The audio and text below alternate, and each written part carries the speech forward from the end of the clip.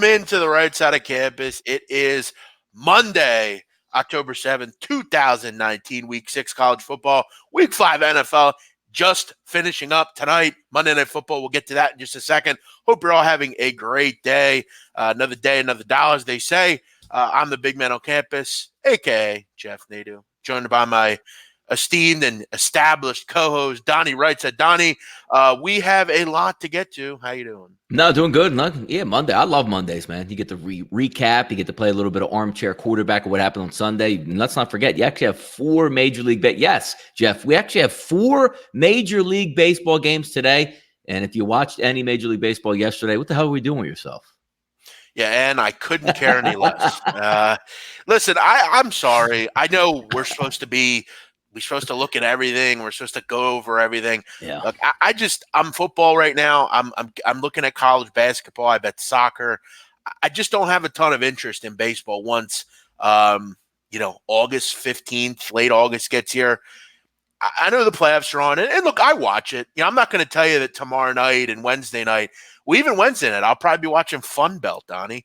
So I just don't watch it a ton. I check the Yankees occasionally and whatever, but I just have more interesting stuff going on right now. No, you're right. And as I said, I like the fact there's 4 games on today because we don't have a Monday Night Football game until later today. So it gives us something to view. I think I'll check back in, Jeff, once we get through these wild card rounds and you get the Titans going up against each other. But I'm looking Astros, Rays. Okay. We kind of know what's going. We know the Yankees are going to win. We know the Astros are going to win.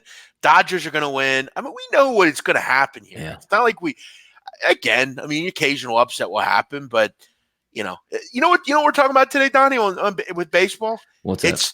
Did the Yankees fans overreact chanting Uber at the Uber driver? I didn't understand. This is how far removed I am from it. Why were they calling him Uber driver? He's an Uber driver? Because during the offseason last year, he was a single A pitcher. Yeah. And he was driving Uber to make money, on the side. And people hate him for that? Right. Jeez. Because it's interesting. What's his name anyway? What was his name? What's his name? Randy Dobnik. Man.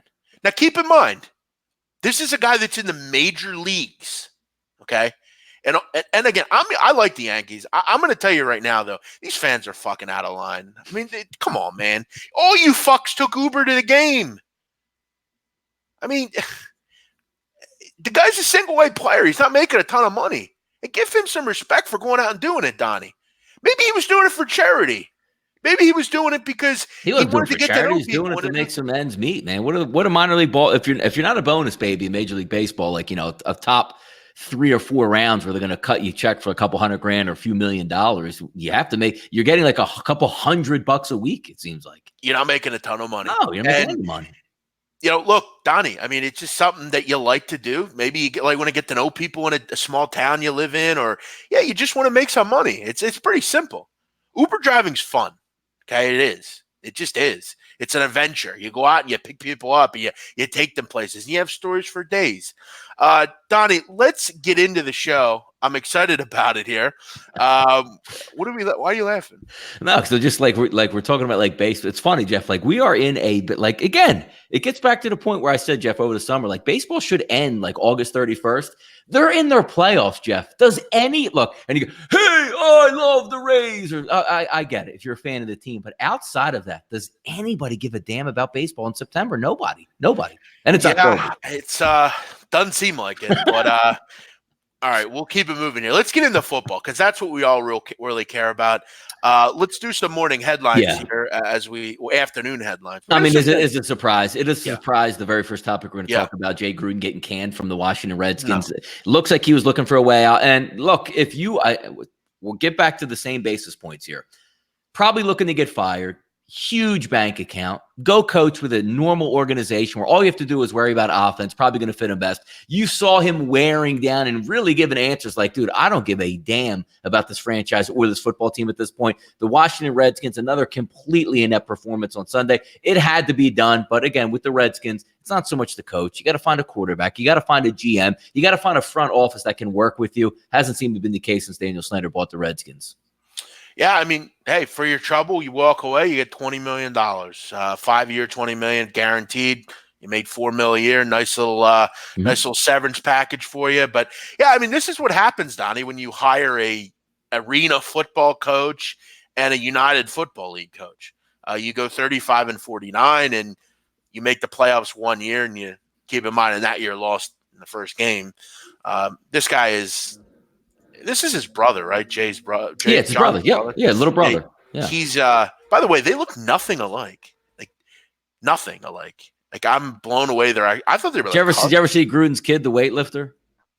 No, I've not. Look up Deuce. I think his name is Deuce Gruden. He's like 5'5" and absolutely jacked in his age. Now this is like a John's pro weightlifter. Kid? This is John Gruden's kid. Yes, look him up. I think his name's Deuce. They call him. Holy shit! Yeah, okay, I got him now. Like jacked. Yes. Yeah. Why am I not surprised? That's his son. But yeah, look, this is something that should happen weeks ago. You almost feel bad for Redskins fans. What a mess of an organization.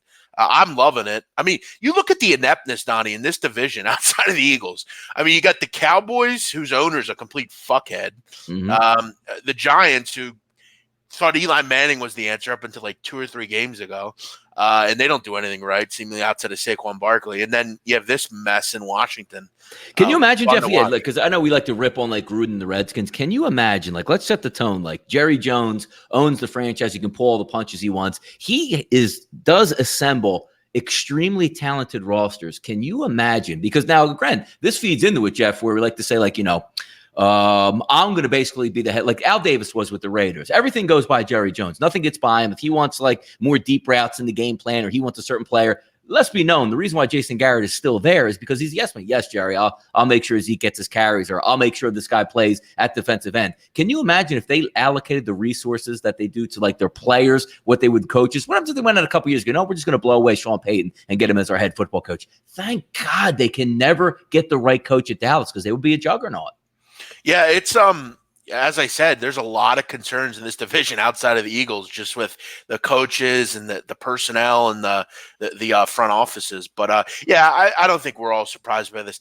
Donnie, let me ask you, where does Jay Gruden go next? Probably an offensive coordinator somewhere. I mean, would it be surprised you next year if he shows up on the side, or as a consultant to the Oakland Raiders even this year at this point? It wouldn't surprise me in the least. I'm actually blown away. This guy's a coach in the NFL. I don't understand. I don't know what he does well. I don't. Does he ever? It's it's funny because I sort of come around over the past couple of years, Jeff. Like I'm hard on like coaches and what they really can do, and this is going to play into a lot, which we'll talk a little bit later with the Colts. Like you look at the Colts, they no longer have their Hall of Fame caliber quarterback, we could say, in Andrew Luck, and they look like a really good football team. I'm starting to wonder, like when you see like Mike Tomlin, you strip away a Hall of Fame quarterback in Ben Roethlisberger, what they really have on their teams. Like did Jay Gruden never have a chance? Like the guys that go to these horrible franchises with no quarterbacks, they never stand a chance. Is there one coach that said, hey, I'm going to go here and we're going to have this mediocre quarterback and we're going to dominate all over the football field? It just seems to me, if you don't have a quarterback, you have no shot in this football league. None. Yeah, I mean, I guess maybe like Tennessee. I mean, they kind of were, Vrabel's done, I guess, okay. I mean, yeah. And was Mariota like the 1 or 2 overall pick in the draft? You know what I mean? Like, where has it been? Like, we found like, like this diamond in the rough, and we're going to have him as our quarterback. Unless you have like a top flight Hall of Fame quarterback, like you're right. Last year you get Carson Wentz, he's a number 2 pick. And then you win with Nick Foles. That shows a really good job by your front office and your head football coach. We'll see what Frank Reich is able to do. But it just seems like, if you don't have that superstar quarterback, you're going to be fired in a couple years anyway. Yeah. I mean, you luck out. Sometimes you get, Robert Griffin. Sometimes you get Mahomes. I mean, it's you really never know. And that's why like drafting and like, kind of trying to figure out who's going to get drafted and who's going to be good. I mean, it's bullshit. I mean, you do as much as you can, and you try to look at what you have, and that's like Mel Kiper. He's got the easiest job on earth.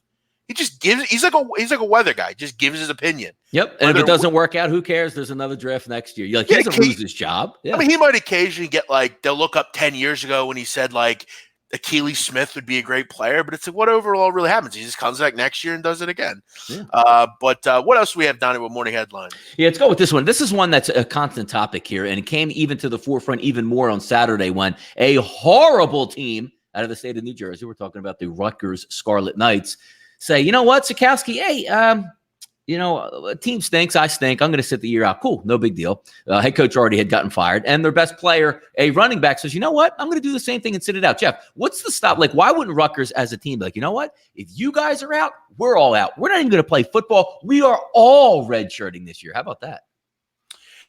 Yeah, I mean, I don't think this is going to last much longer. I said to you the other day when we were talking about this, I mean, this is something that's going to be fixed pretty quickly. I would think in college football where it's not going to be allowed. You can't do it. No more of this. It's either before the season or you don't redshirt.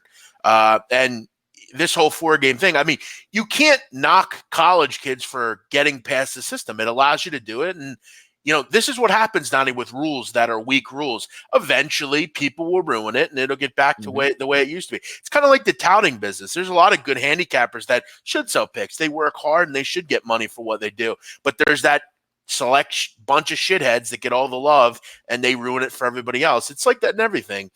This is what will happen to this whole redshirting thing will go away quite quick, and next year we won't be dealing with it. I don't even understand the point of it because back in my day in the 90s, like a red shirt was like if you were the backup quarterback, Jeff, and the starter got hurt and you went in for one play, you burned your red shirt. Like the minute you got in the football game, your red shirt was completely gone. And then they always have the secondary option, which is the medical red shirt, which I love because if a kid's balling out and he plays 2.5 games and blows his knee out, he has every right to come back. It's not his fault he got hurt and he's getting, gypped out of his season. But also, this can get back to the whole, I want to get paid for my likeness. Jeff, these college, you're talking about Rutgers, right?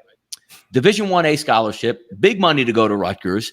You're getting treated like a king. Now, most people have to believe like, okay, you go to Rutgers, you stink. These kids couldn't get out of there fast enough, right? Or how badly they're being mistreated. Hey, you know what? I love college. Let me sit out another year at Rutgers. I'll come back next year. Yeah, it looks like their life is so hard. They want to come back to schools where they go like 1-9 every year. I was surprised by the decision-making on Saturday because, for whatever reason, I know more about Rutgers football than a lot of people. And I thought this was a springboard for them to find some success. I'm not saying they're going to go to a bowl game, but they got rid of Chris Ash, which I thought was a good decision.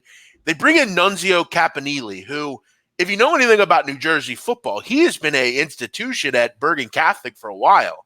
He won state titles at Bergen Catholic. In fact, the quarterback, Johnny Laneman, was his quarterback at Bergen Catholic. I thought it was a pretty decent spot for them to maybe find some success. You have a guy in Raheem Blackshear, who's a pretty good player, and he redshirts. It's just it just seems like Rutgers can't ever get anything going. Like you have some success in the 2000s and that kind of goes to the wayside. You join the Big Ten. It's been a complete failure. And then you finally get rid of Ash. Maybe you'll turn a little bit of a corner. You have a coach that kind of understands young players. He's had success at the high level high school area.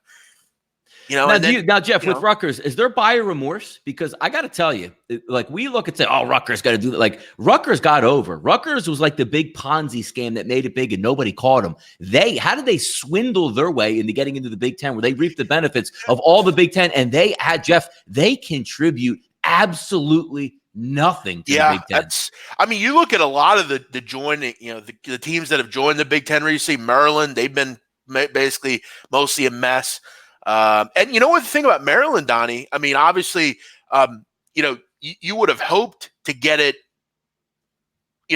on the basketball side as well. But, there's just things that haven't worked out for these teams. And Rutgers is exactly a team that, from a football and basketball standpoint, they're useless. They make no sense. We don't need them. I mean, good for Rutgers for getting it. They got over. They did. Jeff, we're from Philadelphia. If you remember back in the day, which is really the shame of this all, and the reason why a lot of people still hate Villanova. Oh, how could you hate Villanova? They're from Philly and they win big. Well, most of us, city kids or that grew up rooting for the John Chaney, McGonigal Hall Temple Owls. Temple football goes into the Big East and roundly gets beaten 51-0 every week. But do you know why, Jeff? That they got into the Big East and Temple basketball wasn't allowed into the Big East to play basketball? No, I don't. Villanova, we can't have another team in the city in the Big East. That would be ridiculous. So imagine, Jeff, if 25 years ago Temple got into the Big East, where they would be. Yeah, I mean, even though, keep in mind, for years in this town, the fifth team in this town was Temple. Yes. It's just that simple. And Donnie, you know what makes it even more brutal for like the Big Ten with like this Maryland and Rutgers and that kind of thing? Yeah. You look at even like Maryland, who in football they never win. I mean, occasionally they have good seasons. Yeah, Ralph Friedgen and people. Yeah, like that. When's that? Yeah, but you Randy Edsel. And you look at the success that Maryland's had in basketball. They go to the Final Four in 2002 with Juan Dixon, Gary Williams, and that group. Right before they go to the Big Ten. Now from then on, they're occasionally a tournament team. They have had some decent groups, but they have a coach in Mark Turgeon who's a complete moron. They've just had no success with some of these. They've gotten, and you're right, they've swindled money joining the Big Ten. But this whole redshirting thing will go away pretty quick. No, it's a horrible, and I don't think it was designed for this use. I think it was actually designed to protect the athletes, saying like, hey, if you're sparingly used, if you're a young kid like a sophomore, you played in game 1, you played in game 5, you played in game 8. You know what? That's a learning curve, and you could get it. Now kids are saying, all right, I'm going to play the first 4 games of the year, then make my mind up. That's not what the spirit of the rule is actually supposed to be. Last part, walking off here, Jeff, and when I say walking off, that's a nice segue here. I saw your tweet yesterday. I wasn't watching the game live, but it quickly caught fire around, Twitter and social media. Was the hit Mason Rudolph took what it looks like he died midair and crumbles to the ground. They stopped the game 15 minutes.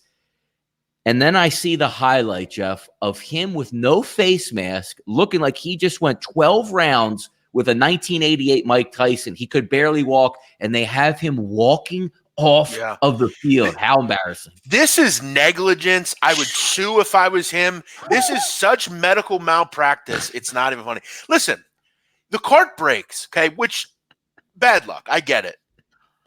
Get a stretcher then. Get something. But even, Jeff, the cart broke down, but there was still 6 people pushing the cart, like from the field off it. You see, he couldn't have got on the cart and had 6 guys push him off. Jeff, you couldn't make it up the way he got up with no face mask, completely, probably had no idea where he was. Like you were, had 75 shots of Fireball at like 3:30 in the morning, and your boys were helping you home. I've never seen negligence like that. And then you say, oh, well, he didn't need it. There was another cart across the field that worked. You've got to be kidding me with these excuses. I was watching that live when it happened, and I got to tell you, it's been a long time since I've seen a hit like that. As far as it wasn't overly brutal, the hit. It was just how he was hit and where he was hit. Yeah. You knew right as he was hit. And what made it even more scary was you could see him almost scream as the guy hit him. And then he just fell out. And he hit the ground, and he was just, and then you saw people, the players kind of knew right away, this ain't good. He's not moving at all. I don't know if, what ended up happening to him? The wind just get knocked out. What happened to him? Who? Rudolph? Yeah, whatever. Yeah, severe. It was a severe concussion. Okay, it was a concussion. Yes. Makes sense, and how did you even know that his neck wasn't even jacked up? Yeah. Like you didn't even stabilize. That's the thing. It's like that's why I thought maybe the wind just got knocked out of him and he just got up. But you usually don't He quickly almost became resuscitated again. It was odd. But yeah, I don't understand that either. Very negligent. Like, where has this ever happened in history, Jeff? His eyes are open. He is out cold on the field where every game stops. People are like, you see the Steelers players like running and like kneeling next to him. Like, I think he might be dead. I think he might have died. They're crying. Oh my God. Like you usually see the overreaction, which means they bring the board out, they stabilize the neck, they unscrew everything, they make sure he's gone. They take him in the ambulance, they take him to the hospital, and then you get the tweet. He's moving all his extremities. He's in good spirits. Jeff, this fucking guy walked off of he could have spinal damage. Could have died. Oh my God. For a multi-billion-dollar league, they get a lot wrong. Wrong. And again, as usual, the NFL very negligent when it comes to the players and the safety. We don't believe concussions. We don't care about CTE. We don't care about also about the concussions too, Jeff. How many times do we watch at home? Like we're sitting behind, 51, 65-inch, whatever, 4K HD TVs, and we can see a guy get rocked on the field. But yet, Jeff, they have paid neurologists that sit on each side, and their only job is to watch a hard hit and say, boy, he looks like he's stumbling around a little bit to stop the game. And they never get that right.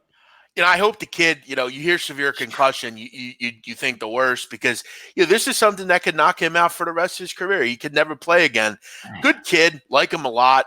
Just looks like a quarterback, doesn't he? You ever see Mason Rudolph, Donnie? He just looks like a quarterback. Yes.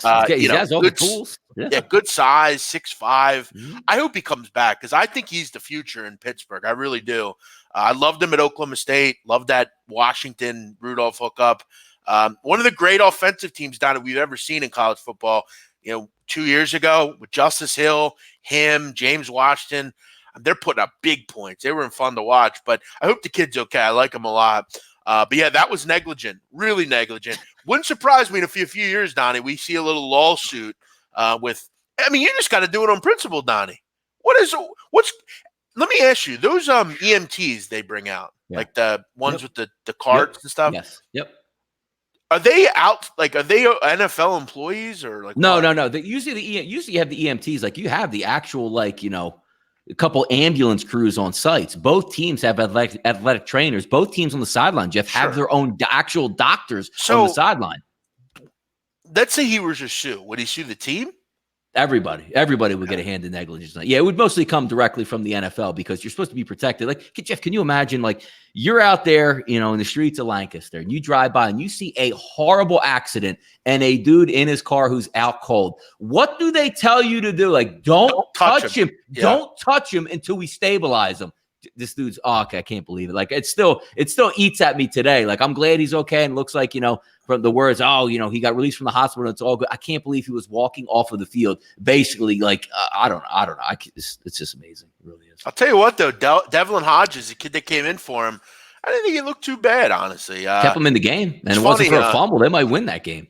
This is a TribuneLive.com, Pittsburgh Tribune. I guess a paper up there. Yeah.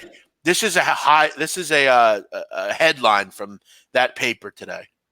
Could Steelers, Devlin Hodges, become the next Gardner Minshew? Oh boy, now we're just doing that. Is that what we're doing now? Yeah, everybody. As soon as you get a backup quarterback in, you never know, man. He could turn out. By the way, Jeff, another key instance in this football game. We're talking about overtime, right? So we're saying we got to win this football game. We're at home, and if you get the ball first and you score a touchdown, the confetti comes down and you win the football game. So advantage to the team that wins the toss and gets the football first. They have a chance to go down where the other team can't have the ball. Jeff, Mike Tomlin says I'm going to defer. Yeah, in the NFL, I don't seem to get it. But I often say in college, I don't understand why every team.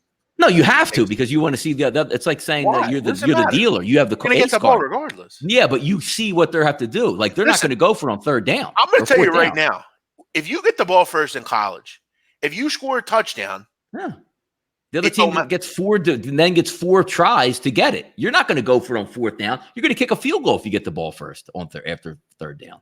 I'll just go. You get to see what they have. It's a legitimate advantage. It's like playing, double exposure at the casino in blackjack. Oh, great! I get to see what the dealer has. I get it. Like, you're going to take it, but they make it out to be like it is you have to do it. It's like, you do. And by the way, I got a great story on this one, Jeff. This is 1998. We're playing in for overtime game. First year, I believe the NCAA instituted overtime in 1980 across all levels: Division II, Division III, Division I. So we go to overtime. I forget what team it was. Maybe I want to say Waynesburg out in Western Pennsylvania. Tied up, I don't know, 28-28. And my coach, figuring it's like NFL overtime at some point, he says, you know what? We're going to take the ball first. And the other coaches are literally laughing. I'm saying, what is our coach doing? Now, we ended up actually winning the football game in double overtime, but you never take it first. You would think the coach would have looked over. Yeah, my coach was a dummy. Yeah, he was a dummy.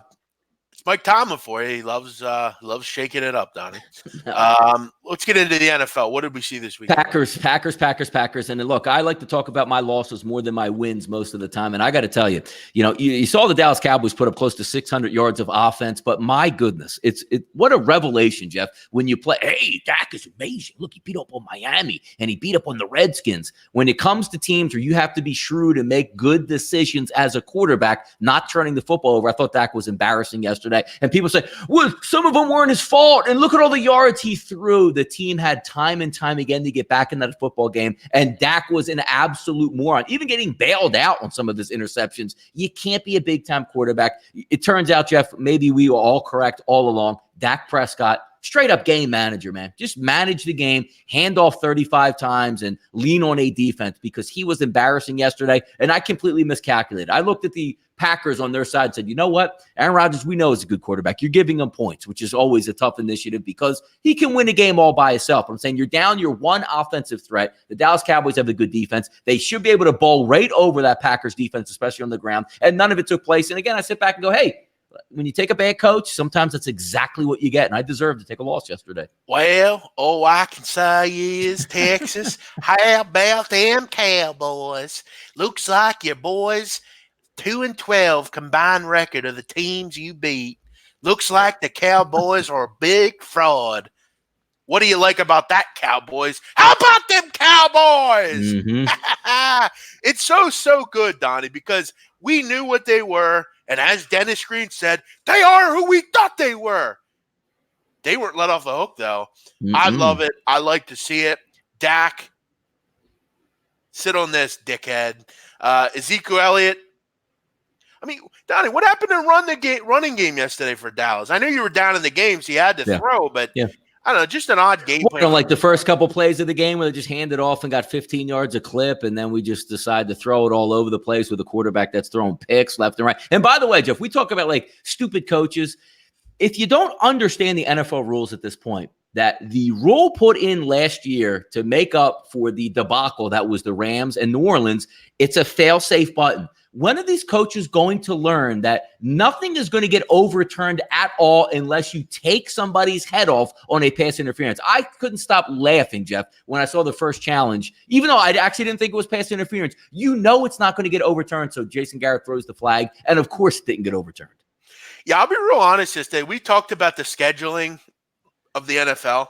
Yeah. And it's like if you watch the Red Zone, you're just watching basically highlights of the games you've already seen because both these games are horrible. I mean, and that's the problem you have, Donnie. You're watching these games that might be bad. So I was actually watching you ever see the movie The Gambler, Donnie? You ever see that movie? Mark Wahlberg. I don't think I actually saw it. No. It's quite good. I was watching that. So I wasn't even watching these. And I started watching this game in like the fourth quarter. But yeah, definitely nice seeing Dallas lose, Donnie, and now we're on level playing fields in the NFC East. No, it's going to be fun. Now it's like game on. And the Eagles, you want to talk about, I don't know if there's a tougher 3 games. I mean, I'm sure some other teams that are comparable, but going to the Minnesota Vikings, to the Dallas Cowboys, and then to the Buffalo Bills. Thank you for really hamstringing the Eagles this year by putting them on Thursday night, which they won the football game, and then throwing them a sweet deal of going on the road 3 straight weeks. I would like to look up to see who has something similar to that. But hey, we'll see what happens next week. You figure Dallas gets that layup with the New York Jets, but then again, you're probably going to get Sam Darnold back, maybe C.J. Mosley back. You're on the road,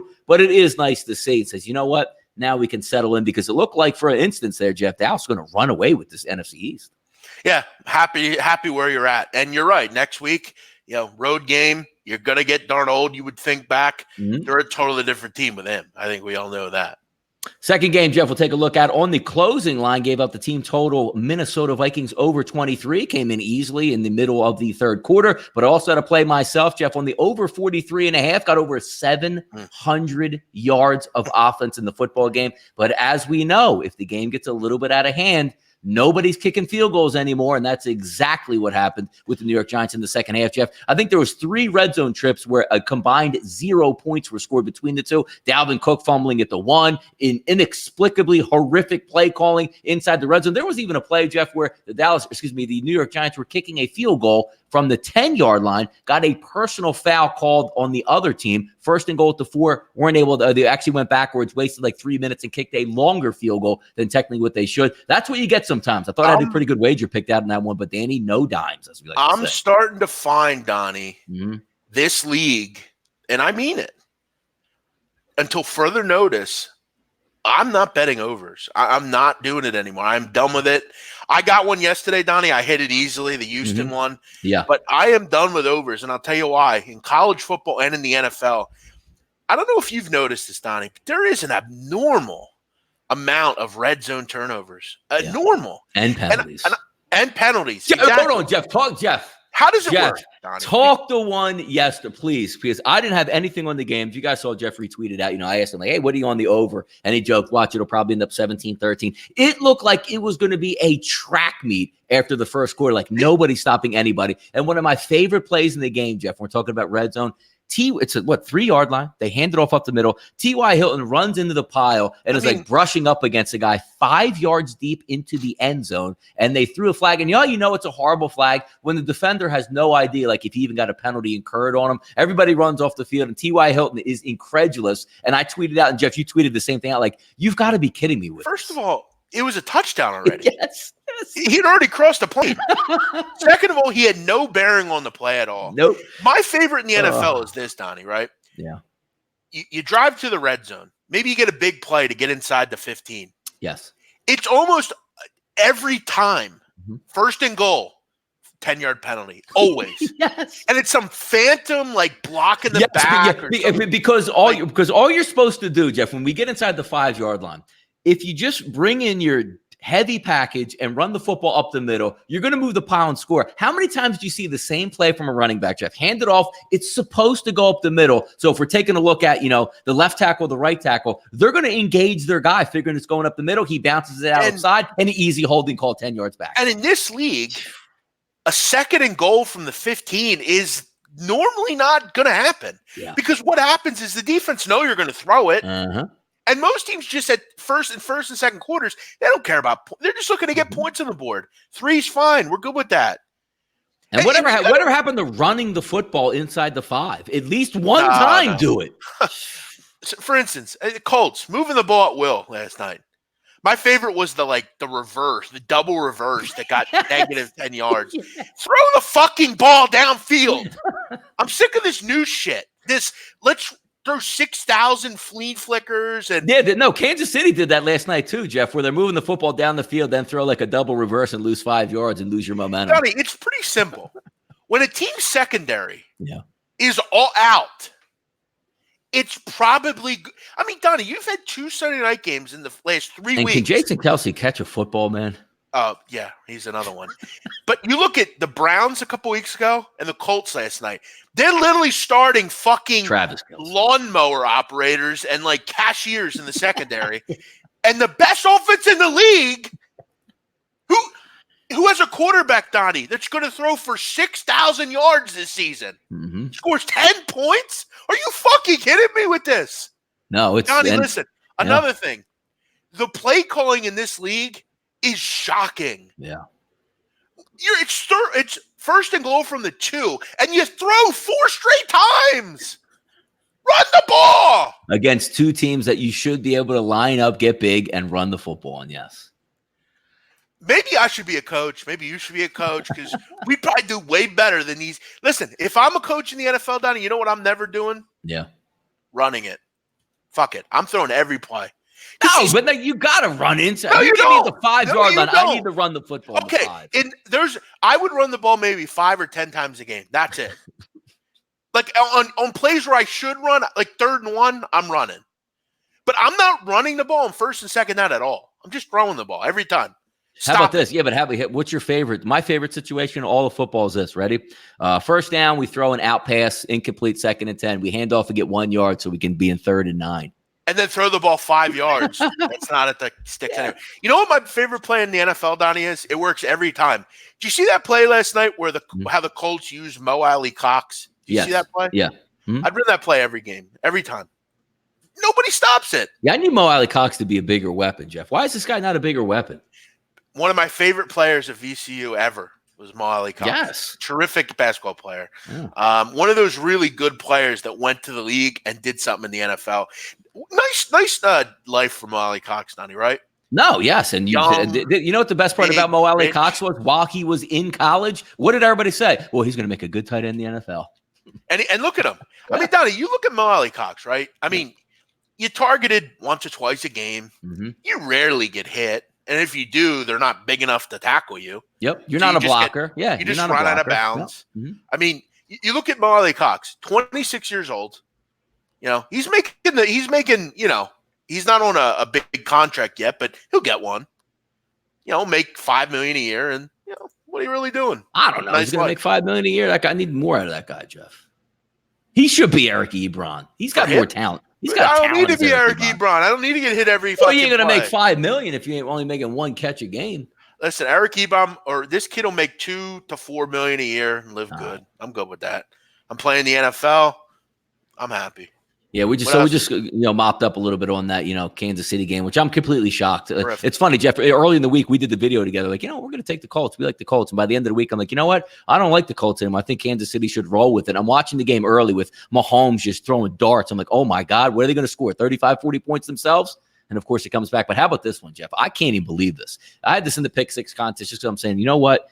The Raiders are so injured in this football game. There's no way they're going to be able to move the football. And I know you're sitting on the under 17 and we're laughing. And all of a sudden the game's going on. I'm not watching it. I'm just watching the updates. I'm like, I'll be damned. Look at the Raiders. Oh, my God, the Raiders are going to blow them out. And then the Bears wake up and it's 21-17. I'm laughing. Though Jeff's going to actually push this total in this football game. And they can't stop a sieve. You can't stop a team with we have one average tight end, a rookie running back, and nobody at wide receiver, and they beat the Bears, which is a huge – as an Eagle fan, I loved the actual win, even though in the pick six contest cost me a pick in that. But I love the win by the Raiders knocking the Bears down. But what the hell is wrong with the Bears? Just like we all thought, Donnie. The Raiders just moved down the field, up and down the field on the Bears. I mean, let me tell you something about that defense. And I got a lot of shit. Well, there's only one game. Yeah. They let them go 97 yards on a final drive. Yeah. That's gutless if you're the Bears. I mean, their defensive line was getting destroyed. They were reading their headlines, Donnie, all week. Headlines all week. Get out of here, Bears. Is this one of those I love the Bears defense, but is this a Bears defense that needs that super sloppy, slow field of Chicago to put clamps on teams? But now when you get on a fast surface, which I thought would have benefited them, they would be able to crush and collapse the pocket, which didn't happen. I don't know. But every time I looked in the first half, Jeff, let me get an update on that. With the Bears coming back, and it just seemed like it was 1st and 10 on the Bears 25 every time I checked. Yeah, they always hit the ball. That's the thing. Yeah. And what's crazy? I almost hit this team total. I almost pushed it. It was that close. Yeah. I mean, I will admit they pinned their ears back in the second half and played pretty well. But that last drive was – and Donnie, it was so crazy too because the Oakland Raiders had the ball inside the 5 and fumbled on the goal line. Yep. They could have had 31 points. Yep. Ugly game yesterday for that group defensively. But, Donnie, what else do we have? How about those Carolina Panthers, Jeff? Battle with two young quarterbacks. And I got to say, getting guys moved back, we have a little bit of a real or fake segment we're going to do at the end. So I don't want to tip off what it is. But I got to tell you, this offense is moving. It looks like their coordinator's dialing up plays. It looks like their quarterback is executing those plays. And I got to tell you, even though the Jacksonville Jaguars lost, Jeff, I'm watching Minshew again. Highlights or no highlights, watching the football game. Did he make some mistakes, some strip sacks? Yeah, he did. Young kids are going to do that. But when it's time to make a play, Jeff, and it's time to buy extra time in the pocket, he's really good at it, man. You want to buy stock, Donnie, buy it in Carolina, man. This team is finding something defensively. They played really well this year on that side of the ball. They have the best player in the NFL on their team. I mean, it's just that simple. Again, don't fucking at me. He's the best player in the NFL. I don't want to hear your opinions. He is. There's no argument. Is he going to get run into the ground, Jeff? He can't keep up this usage rate, can you? It's funny. My brother texted me that because I played my brother yesterday in fantasy, and that's what he said to me. And that's you look at last year, Donnie. I mean, the carries he had, the amount of games he played. And that's what Ron Rivera. He's not built like Adrian Peterson. Let me just absorb all this. No, you got to give him. You got to give him some time. You got to hope at the end of the year, Donnie.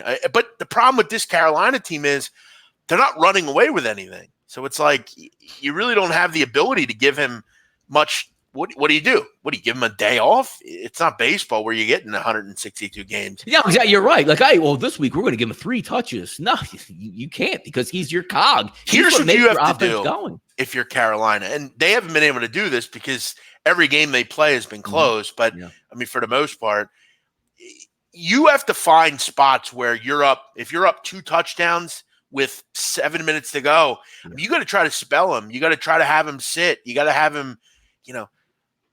Do they play any really? I mean, they really don't have. I mean, they play. You can't do that in the NFL, though. You know what I mean? You He's such a cog, but it's going to be a shame because he's going to get run down. And again, he's a Slater guy. We'll see what happens. Is what it is. Fun as hell to watch early, man. He's basically keeping Ron Rivera's job. Yeah.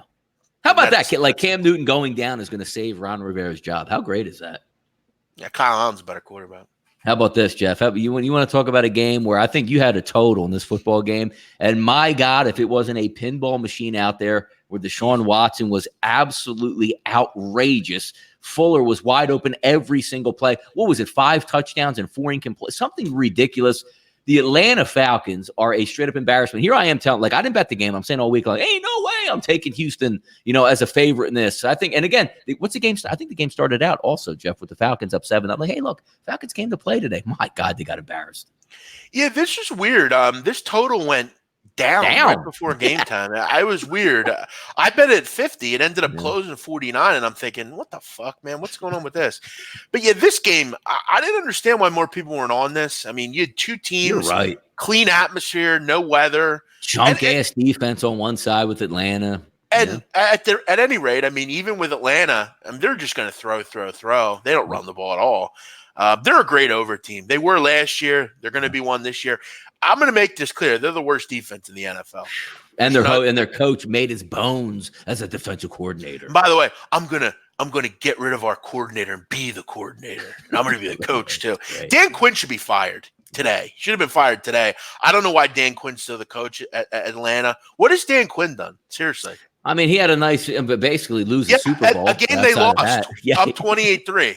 He should have been fired after that. I just set the tone and said, "No, you would get if I was you would get 1 year. You'd be like, you better show me something the next year." And well, Jeff, he makes the playoffs. He's made the playoffs. Listen, if I'm the owner, Arthur Blank, and they lose that Super Bowl, you know what I'm doing, Donnie? I'm not doing anything. I'm walking into that locker room and saying, "Get your shit and find a fucking way home. You're out of here. See ya."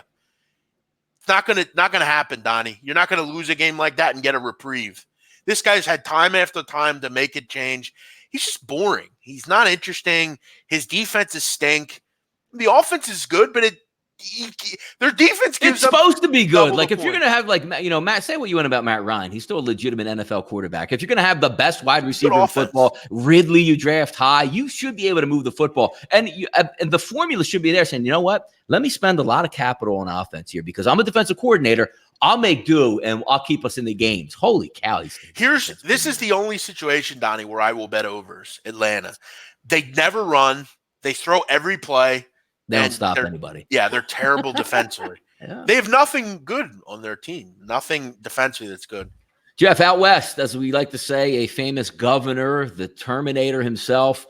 Go Chargers, go, Jeff. Nope, no Chargers, no. How about that effort from the Chargers yesterday, getting down immediately in that football game, 17-0. Even though, Jeff, Joe Flacco was trying his best to let the other team in, that was a horrific performance by the Chargers. I got that game at 6.5. I think it closed around that 4.5 range. And it didn't matter what you bet that at. The right play was the Denver Broncos. What a horrible effort by the Chargers.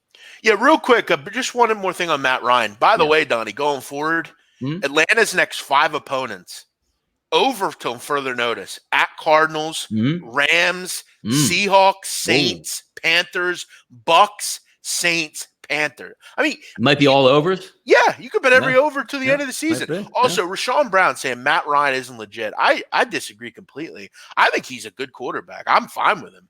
I mean, he's going to put a ton of points on the board. He's going to throw. I mean, what do you mean he's not legit? He's throwing it for a ton of yards. What are you talking about? He's perfect. He's exactly who I want as my quarterback. Their defense stinks. It's not his fault.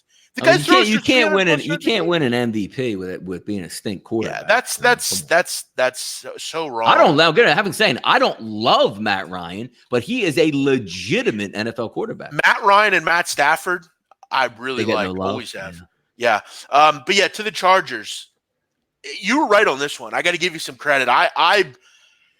Melvin Gordon, like 18 yards. What the hell are they doing in that game? Jeez. Yeah, I was blown away by this. And now it's okay. maybe Denver, and this almost hurts because now they're not gonna want to trade Chris Harris because we won a game. We're close. We're close. Yeah, you know the coach is like, we're close now. And they're not going to make the playoffs. But how about another one of these games? I think what's the score end up 20-13. Let's just say you were sitting on the over. The Chargers get stopped at the end of the half on 4th and goal from the 1. They go for it, get nothing. Then they get a free interception. It's like 3rd and goal from like the 2, and Rivers throws a dime right to the Denver Broncos in the end zone. I'll say this. You can't cap that stuff. I'll say this though, and I mean it. I don't think it's out of the question to think that Denver should be 4-1. Look at their games. That's my point. Yes. Like, they're not totally inept. I mean, they blew that lead against they blew it against the Jacksonville Jaguars. They had the lead with some clock operator says no, there's 1 second instead of 0. They beat the Bears. Yes. Yeah. I mean, they could be 4-1. Yeah. So if you're the Denver Broncos, I can understand you shouldn't be willing to get rid of players. You're actually right there. And this is the division, Donnie. And we know the Chiefs are really good, but I mean, the Chargers are obviously not real good. The Raiders stink. This is the best Denver team probably in a while. It's a shame Chubb goes down too, but the only thing I always lean on too is like I just watched Joe Flacco, like even in the game yesterday, throwing the interceptions on 3rd down plays. Like the only thing you can't do is turn it over, take a sack, just throw it away. He takes the sack. He is a maddening quarterback, and it does it. They give him a lead, and he tries to give it back to the other team. Yeah, no, you're right. But good for Denver yesterday. This was impressive. Defensive performance. Even down Bradley Chubb, you still found a way. I mean, you shut that pretty good offense down. Another thing about the Chargers, Donnie, I mean, Mike Williams, this guy's never healthy. He gets hurt in every game. He gets the questionable tag once he gets hurt. By the way, we don't get to watch a lot of Denver Broncos, not a marquee team, but Lindsey at running back, man, that kid plays so goddamn hard. He's a good kid. Such a good player, man. Physical, tough kid.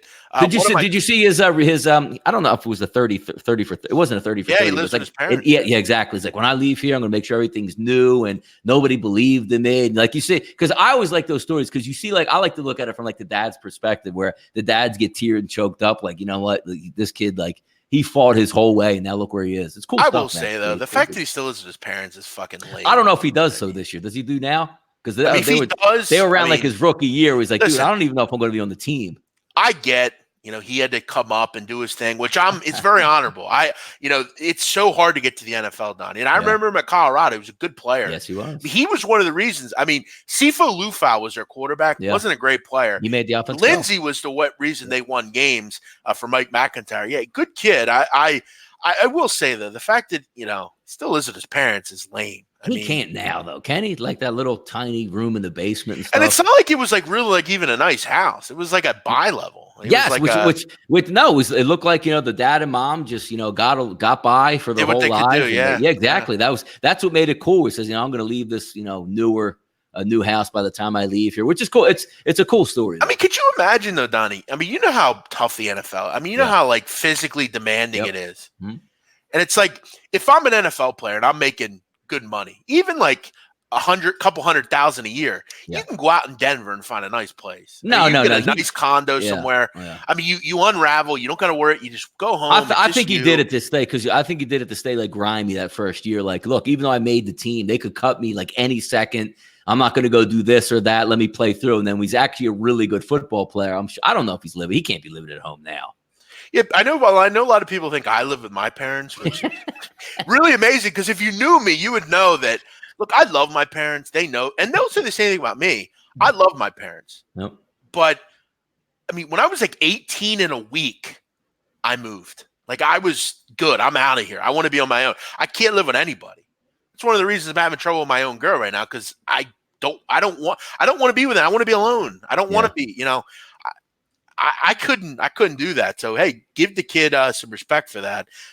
Donnie, what else do we have? Yeah, let's bounce around a little bit here, because obviously, like, we're all like 50 minutes into the show. We've moved like 2 bullet points here. So I want to get to the good stuff here. We can cut out some things. We're not talking baseball today. No, yeah, we're gonna leave base. We're gonna leave base 1-0 right now. Tuve hit a solo home run in the first. Wait, there's a game already going on. Yes, right now it's 4. I told you 4 games all in a row. Yes, see, whoa, that's how much you're really interested. It's early. In this thing. Wow. Yep.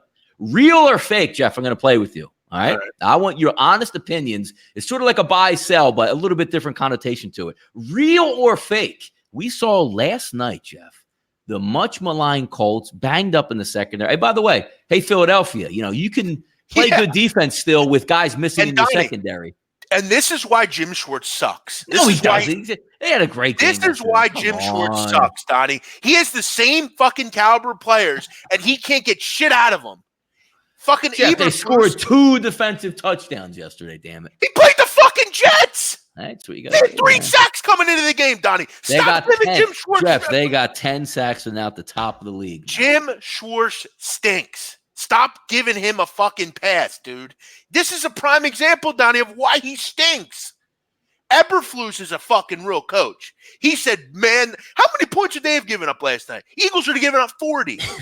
Jim Schwartz stinks. Give him a fucking walking to me. Get him the hell out of here. Which the question is, we always bring it back to the Eagles, but real or fake, the Colts defense of last night, is that the real Colts defense or is that a little bit of a mirage? Listen, I love the Colts. Outside of the Eagles, they're my favorite team. They're nowhere near my fandom, but I like the Colts a lot. Do I think this is what they are? I mean, they were doing it without Darius Leonard, Donnie, Malik Hooker. Yeah. And they lost one of the cornerbacks right in the beginning where they even cut to it saying, hey, this isn't good news. This guy was just signed up their practice squad like 2 days ago. I mean, Desir's been in and out of the lineup. Yeah. You lose Autry last night for the Perret season. snaps his leg. Teray. You lose Teray for the season. Autry. I mean, he's been in and out of the lineup. I mean, you're basically starting like Rock Ya-Sin and like those kind of, do I think they can keep it up? Yeah, because I think they're going to get Leonard back. He stabilizes everything. You already have Anthony Walker, a good linebacker. Mm-hmm. Your Jabal Shears played well for them. I think they're going to get healthier. Eventually, Malik Hooker will be back.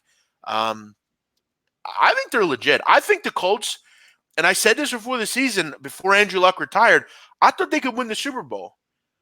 I don't think it's that wild to say that now either. I think they're good on offense. They didn't really show it last night, but their offensive line is the best in the NFL. Marlon Mack's a fine running back. He's good. Brissett's, you got some weapons solid. out there. Yep. If you could just get people back healthy defensively and you can keep them healthy, Frank Reich's the best coach in the NFL. He just is. I think the Colts buy stock in them as well in the AFC. No, it should be interesting there. Another one, real or fake, Jeff? The Dallas team we saw yesterday or the Dallas team that beats up on bad teams? So Dallas versus good teams. Are they a real football team that can do damage, or is this going to be a byproduct of what we're going to see the rest of the year where you play a good organization on the opposite side that's ready to play and you can't compete with them? I'm going to say no because I don't think they have – I don't think the depth's there, Donnie. I mean, it's really just one player at each position. Outside of Ezekiel, he's great, whatever. But I don't love Amari Cooper. I know a lot of people do. How was he doing yesterday? First of all, just to get back to Amari Cooper real quick, he leaves his feet and causes an interception when Dak puts it right on the money to him, which could lead to a 7-0 lead for the Cowboys. And then if you saw the other play on the pump fake, which Dak lays it out there, like Amari Cooper stumbling around and gets tackled for like a 40-yard gain when it should have been a touchdown, which I think the Dallas Cowboys turned it over in that possession too. I don't know what the hell he was doing. Here's what the Cowboys are. I'm going to give you 3 reasons what they are. First of all, their offensive line is not what it used to be. Okay. And it's banged up now. You got a big 330-pound dude on a high ankle sprain, and La'el Collins leaves the game yesterday injured. This defense is young. They're young, and they're not as good as they were last year. The secondary is not great. And you look at Donnie, the reason the Cowboys are also going to struggle going forward? Cole Beasley. He was a great player for them. You lose him. You basically replace him with Jason Witten. I mean, we're so slow, isn't it? I mean, come on, man. I mean, I'm probably faster than Jason Witten. I mean, and again, the schedule's not going to be the Giants, Dolphins, and Redskins the rest of the way. Dak's putting up big numbers, but a lot of it's in. I mean, last night threw for 460 plus yards, but I mean, how much of that was game time that was actually not garbage time? So I think they have a lot of depth questions, Donnie. They don't have a ton of depth. They're led by, Marinelli and Garrett are assholes. They're so talented, man. They are so, man for man, like the Dallas Cowboys are so their defensive line is talented. Their linebackers are, their secondary is, and they can never put it together. They never put it together. There's a lot of guys on that defense. There's not a lot of great players in that defense. There's a lot of good players in that defense. Not a lot of great players. They got a couple good pass rushers, not a lot of great pass rushers. Lawrence is a great pass rusher, though. I think outside of him and maybe a few others, I don't know if I see the talent you do, but, whatever. No, I think they're fake. How about this one? Talk about another team, Jeff. Is that the real Bears we saw yesterday? Amazing, Jeff, that you can sit back and you can watch a football game and you can have a defense that dominating that sometimes your defense, no matter how dominating it is going to have days where they're not on their game. What the heck? Like, what can you expect out of the Chicago Bears offense? And again, I stated this by saying, look, Mitch Trubisky technically is still a better quarterback than Chase Daniel. He can do more. He's more athletic. He can maneuver. But every time he drops back to pass, Mitchell Trubisky, I'm thinking it might be an interception on the other side of it. Something's got to change with the Bears. But is that the real team we're going to see where maybe they are, Jeff, just a 500 football team? I mean, from an offensive perspective, they're in the bottom of the league. It's that simple. They're on par with the Dolphins and the Redskins. That's what they are offensively. They're averaging 17 points a game. That's what they are. They're third worst in the NFL offensively. Look, defense will be fine. They have big boys in that defense that'll be fine and, whatever. But they're going to have to win a lot of, they're going to have to find ways because eventually they're going to have to score points. They're eventually going to be in a situation, Donnie, where there's 2 minutes left. Mm-hmm. You need to score a touchdown to win the game. Like yesterday. And I have no reason to think that, Chase Daniels, and that's the thing, Donnie, Chase Daniel is better than Mitchell Trubisky. You just don't have anything there. And if I'm a Bears fan, I need to understand that. This is what we are. Our defense is going to have to shut teams out to win games. And in that division, Donnie, it's not going to happen. You can make a case, Donnie. The Detroit Lions are a top 5 team in the NFL right now. You can make that case. Yeah. You can make the case Green Bay is a top 5 team in the NFL. Well, hold on. We're going to segue right in, Jeff. Yeah. We only got a couple minutes left. Let's cut bait here. Top 5 teams in the NFL right now. Do you want I have a list of top 5, and I'm sure you do as well. Why don't you give yours first? Okay, I'll go number 1 just because, and again, this is through 5 weeks. This is not my actual, This is not, I'm projecting at the end of the season to win the Super Bowl. Right now, the top 5 teams in the NFL. I'm going to go right now. New England, number 1, because I do think that Steelers win is big. But other than that, they haven't beaten anybody. I'll go 2, New Orleans, 3, Kansas City, 4, Detroit, 5, Seattle. That's pretty good. I got the Pats number 1. I actually have the Chiefs number 2. I have the Seahawks 3, the Packers 4, and I have the Birds at 5, Jeff. Yeah, I'm putting the Lions over Philadelphia because they beat them straight up. And I do think the Lions – and, Donnie, this is what makes it so interesting. If Detroit can go – and I'm just going to say this. If they can go out and get a big-time corner to pair with Darius Slay and that defense with that offense, I'm telling you, Detroit is going to win this division. Mark that down. They are really good. We'll see if they can do it. But, yeah, I mean, I think we're kind of in the same thought process, I think the Chiefs, I think the Saints are 2 right now. But, the Saints are good, man. They're finding ways, and they're going to get Drew Brees back soon. Yep, Teddy played well yesterday. I've been railing on him for 3 straight weeks of how bad it looked, and you knew you were going to have to throw, and you were going to have to put up some points if you're going to win this football game against Tampa Bay. I thought he played well. I haven't reviewed the whole tape, but just looking at the overall highlights and a couple, snapshots of the football game, looked like he was pushing the ball downfield, which is something we always wanted him to do. That's a really nice win yesterday for the New Orleans Saints. Yeah, no, you're 100% right. They're finding ways, and that was just the goal. Find ways to keep this presentable until we get him back. Mm-hmm. And that's it, Jeff. That's our top 5 for the NFL. Do you want to do a college top 5, which I don't have? I'll throw it a top 5 college. I'll go 1 Ohio State. If you actually don't think they're the number 1 team in the country, go watch something else. It's that simple. They're dominating teams. They've beaten Cincinnati, who's a good football team. Michigan State, they put into oblivion, and they beat Nebraska in Nebraska by 42 points. It's that simple. Ohio State's the number 1 team in the country. Number 2, I go Georgia. I think Georgia's number 2 because they have Notre Dame. They beat Notre Dame. That's better than anything Clemson and Alabama's done. Clemson, I'll go 3 just because – I think from an overall perspective, they're really good. And they do have a couple decent wins. I'll go LSU 4. I'm putting LSU, Donnie, above Alabama. And I'm going to tell you why. Because they beat Texas. That's why. Alabama, they're number 5. And that's how good college football is right now, that Alabama's 5. I'm just not overly impressed with Alabama. I don't see anything they've done that makes me blown away. They should be beating Southern Miss and New Mexico State and South Carolina and Ole Miss. I mean, this Ole Miss team, this is one of the worst Ole Miss teams in a long time.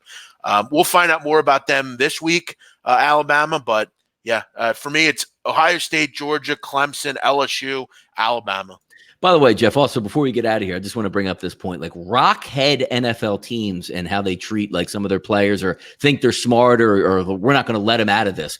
How about the whole left tackle situation with Trent Williams in Washington? They asked Bruce Allen again, the GM or president of the football team, like, he's not playing for you. He doesn't care how much you fine him. Why don't you move him for like a 1 or a 2 or whatever you can get for him? Because he's never playing for you again. Yeah, no, we're not trading them at this time. Like, what goes on through some of these teams' heads, Jeff? I don't know. And we say the same thing about Jacksonville. You would rather have this guy who's never going to play for you again, that maybe you can set up your next football coach with like an extra first next year. But you know what? I'm so dug in. My money's my money already. It doesn't matter. I'm just gonna prove a point at this point and just say, we're not moving on. You're gonna play for us. And he's never gonna do that. It's amazing that teams are this stupid. Before we go, Donnie, wanted to mention one thing. Tonight's game between the Browns and Niners. Yeah. Here's why I'm not going crazy on this game right now. I need to see the inactives. I need to see who's playing for the Browns. They've been beaten up in the secondary. I can't get involved till I know. But I will say this. I think there's a concern for the Cleveland Browns. That defensive line for the Niners is legit. Can guys like Eric Kush and guys like that, can they handle on the road this defensive line? I think that's a big thing. For me, though, I was surprised at this line. I think it's a bit high. I think Cleveland's going to have a major advantage offensively. I think they're going to move the ball as long as they can handle it up front. We also often say, Donnie, bad on the trenches usually win. Yeah. I got to make sure that Cleveland can handle that. And a lot of it's going to also have to do with who exactly plays tonight. I want to know that like a Greedy Williams is back or a Denzel Ward or someone like that. So until I see the inactives, I can't move on it. And to be real with you, I don't really mind. I mean, it's at 5. I mean, it's kind of a dead number anyway. Some 4.5's not showing through. Yeah, but even if it gets to 4, I still like it. I'm going to have to look more. Sharps are going to be on the Niners here. It's just that simple. Almost looks too good to be true, doesn't it? I actually like the Niners a little bit. And here's the reason why. Now, there's a devil's advocate part you can play yesterday because I did give out the Buffalo Bills plus 3.5 on the closing line, which would theoretically go like, oh, they played their Super Bowl versus the Bills. There's no way they can go on the road. 14-7, they come up with a hard-fought victory, which we thought it would be a low-scoring game regardless. But getting back to this game, you know where the mismatch is going to come from this game, Jeff? 15 days off or 16 days off for Kyle Shanahan, that football team, to game plan for the Cleveland Browns when they were putting every bit of their effort to save their season into the Baltimore Ravens game. Now they got to fly cross country against a rested and ready football team. And I think it's clear to me, at least, that the better football coach lies on San Francisco sidelines than Freddie Kitchens on the Cleveland Browns sidelines. I think they can win. I think they can win and cover in this game, being the San Francisco 49ers. Yeah, it's a tough one. As I said, I got to see the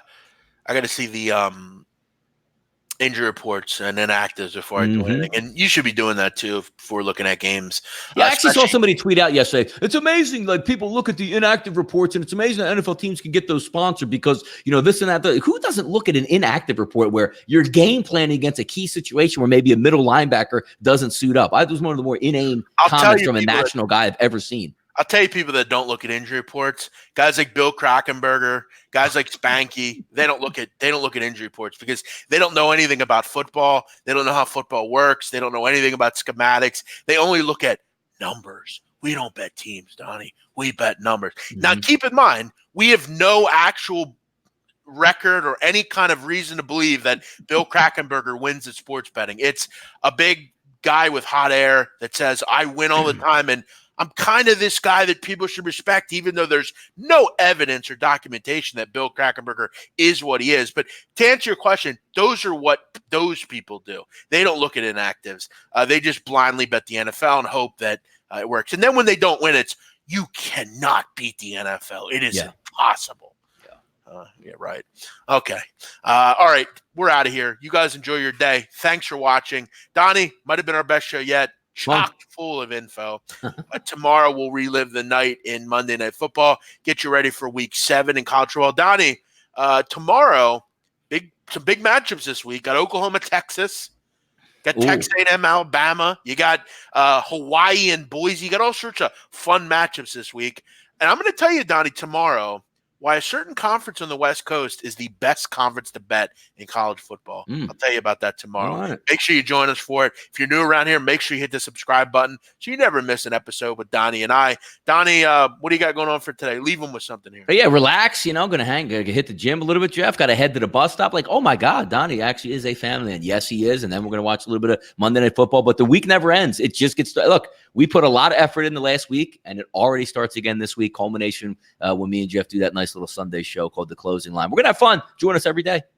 Another winning week, Donnie, on The Closing Line. Oh yeah. Brings us to, I believe, 18-11 on the season, nice. 18-10.